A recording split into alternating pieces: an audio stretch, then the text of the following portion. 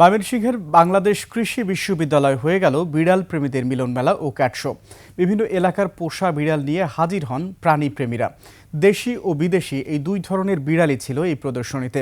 আয়োজকরা জানান, প্রাণীদের প্রতি হিংসাত্মক মনোভাব দূর করতেই এই আয়োজন। ময়মনসিংহ বিভাগীয় প্রতিনিধি আতার রহমান জুয়েলের তথ্য ও ভিডিওতে মনোয়ার হোসেনের রিপোর্ট।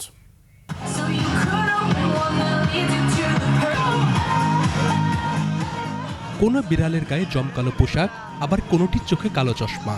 র্যাম্পে হাঁটতে হাঁটতে নিজেদের সেরাটা তুলে ধরার চেষ্টা করে ছোট্ট এই প্রাণীগুলো। দর্শনার্থীদের মাঝেও দেখা যায় ব্যাপক উৎসাহ উদ্দীপনা।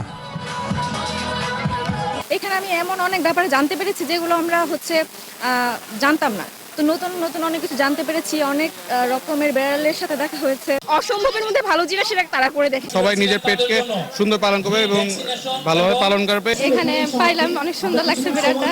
I hope this program will continue for the next few years so that we all can know the uniqueness of cats, pets and animals. First time এমন ক্যাট শোতে অংশগ্রহণ করতে পেরে খুবই আনন্দিত, খুবই ভালো লেগেছে।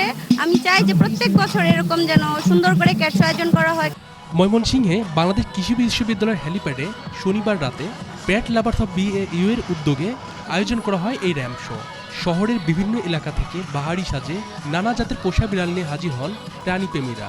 দেশি ও বিদেশি নানা জাতের বিড়াল নিয়ে তৈরি হলো এক আনন্দঘন মিলন মেলা।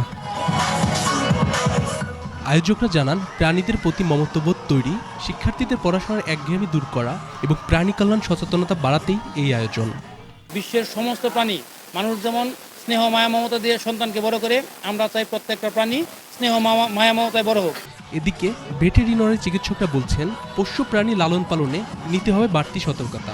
বিশেষ করে জলাতঙ্ক প্রতিরোধে নিয়মিত টিকা দেওয়ার পাশাপাশি রাখতে হবে পরিষ্কার পরিচ্ছন্ন। যাদের থেকে র্যাবিস ছড়াচ্ছে তাদেরকে যদি আমরা নির্মূল করতে পারি, তাহলে আমরা যারা মানুষ হিসেবে আছি, যারা প্রাণী প্রতিপালন করছি, সবাই আমরা সিকিউর থাকবো ইনশাল্লাহ।